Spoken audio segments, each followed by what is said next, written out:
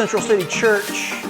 Here we are again as we continue our devotional series on our core values, what our core values are going to be. And as we've been talking about each week, the world is a broken and messed up place. The Bible calls that the results of sin, of fallen humanity. It's not what God intended, but it's what we created. And we all instinctively know there's a better world out there. We long for a utopia, and as much as we try and fight for it, we have not been able to pull that off. And that's the Christian message, that we can't. Basically, we have all sinned, and we fall short of the glory and the perfection of God. So Jesus came to repair that damage. He was a king. There's the crown. He's the king representing a kingdom. And he said the kingdom of heaven had come near. And it had come near because he had come near. He embodied everything about the kingdom of heaven. And through his death on the cross and his resurrection, he paid the price for our sins to be forgiven and for all of creation to be restored. And he left this earth and he said, one day I'm going to come again and I'm going to make all things new. He's going to take away all the brokenness and make the world what it's meant to be, that utopia, that perfect kingdom. In the meantime, he left his followers here on earth to continue the work of the kingdom, to reflect his ways, the ways of his kingdom. We're citizens of his kingdom. When we follow Jesus, we become citizens and ambassadors of the kingdom of heaven. So that means we need to care about what Jesus cares about and reflect the things that he reflects. So what does that look like? Here's Jesus, King Jesus. What is it that Jesus cares about? What is it that he wants us to care about? Well, last week we talked about prayer. Jesus was a person of prayer, and he calls us to be people of prayer. If you missed last week's session, please go check it out. But then the second thing that Jesus cared about, that we're going to talk about today, is people. What people did Jesus care about? What people did Jesus love? Well, the answer is he loves all people. He loves great people and not so great people.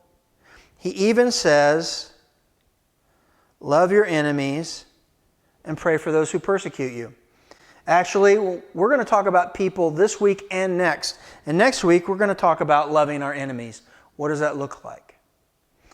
But this week, we're going to talk about what Jesus called the least of these. And he said how we care for the least of these really matters to him. We're going to read from Matthew chapter 5. Matthew chapter 25. Matthew chapter 25, Jesus is telling a series of stories, of parables, to describe different things about the kingdom and when the kingdom of heaven fully comes. And he tells this story about sheep and goats. In verse 31, Jesus said, when the Son of Man comes, that's how he referred to himself. When the Son of Man comes in all his glory and all his angels with him, he will sit on his throne in heavenly glory. Right? This is Jesus fully come as the King of the universe. All the nations would be gathered before him, and he will separate the people one from another as a shepherd separates sheep from goats. He will put the sheep on his right and the goats on his left. Then the king will say to those on his right, come, you who are blessed by my Father, take your inheritance, the kingdom prepared for you since the creation of the world. For I was hungry, and you gave me something to eat. I was thirsty, and you gave me something to drink. I was a stranger, and you invited me in. I needed clothes, and you clothed me. I was sick, and you looked after me. I was in prison, and you came and visited me. Then the righteous will answer him, Lord, when did we see you hungry and feed you, or thirsty and give you something to drink? When did we see you as a stranger and invite you in, or needing clothes and clothe you? When? When did we see you sick or in prison and go visit you? The king will reply, I tell you the truth. Whatever you did for one of the least of these brothers or sisters of mine, you did for me. Whatever we did for one of the least, we did for him. And then he will say to those on the left, depart from me, you who are cursed, into eternal fire prepared for the devil and his angels. For I was hungry, and you gave me nothing to eat. I was thirsty, and you gave me nothing to drink. I was a stranger, and you did not invite me in. I needed clothes, and you did not clothe me. I was sick and in prison, and you did not look after me. And they will answer, Lord, when did we see you hungry or thirsty or a stranger or needing clothes or sick or in prison and did not help you? And he will reply, I tell you the truth. Whatever you did not do for one of the least of these, you did not do for me. Then they will go away to eternal punishment, but the righteous to eternal life. That's a hard passage. That's a hard passage. That'll mess with you. And when we hear that passage, often we go down the list, we try and think of times when we help somebody. And some people, there's like, wait a minute, Jesus doesn't sound like he fits in my political party. It might challenge the way you view the world. It's a challenge. And I don't want you to think this is a list of do's and don'ts. It's more complicated than do's and don'ts, although there is doing involved, isn't there? You see, Jesus was showing the difference between people who belong to his kingdom and people who don't. Because people who are citizens of his kingdom, they care. And their caring results in action. And the people who come from this broken, fallen kingdom don't care. They don't care about those in need. And so it's not a matter of what we do or don't do. It really is a matter of caring and action. There's a lot of people reduce this to a list of do's and don'ts. They could care less, but they do these things in order to get credit from God. Jesus is saying the people of my kingdom care. And listen, when we hear this, we are overwhelmed by the amount of need in the world, aren't we? And there's no way that any of us, any one of us, any group of us, any church could meet every need that there is. So let me give you let's unpack a little bit and look practically at what it looks like for us to be people who care and act on it. First of all, we are all needy. We need to recognize that when we go to help someone, we are all needy. That means I might not have a material need. I might not be the one who's sick and needs visiting, but I have a need. We all do. We're all part of this broken world. We all have fractured and broken places in our life. So when we help someone, we need to do it with humility, recognizing that we're not superior to them, right? It's not that I can help you because I've been so much more blessed. I've been so much more wise with my money. I am so much whatever. No, we need to humble ourselves before we go to help anyone. Next, we need to not first focus on all the needs in the world. First, we need to look at the needs in our own path. What are the needs around us? I mean, like in our own neighborhoods, in our own families, in our own workplaces, in our own communities. What are those needs? The needs that we should be aware of. There are needs all around us. Forget ending world hunger for a moment, okay? Let's look at what the needs are in my community. Some years ago, there was a study done called the Good Samaritan Study. And they took these seminary students, and with some of the students, they told the story of the Good Samaritan, where someone's injured on the side of the road and people keep passing them by and leave them on the side of the road in danger. It was the Good Samaritan that came along and helped them. So they told them the story, and they said, okay, you need to go to the next part of the experiment. And they gave them a limited amount of time, and they said, you need to go from point A to point B for the next part of the experiment.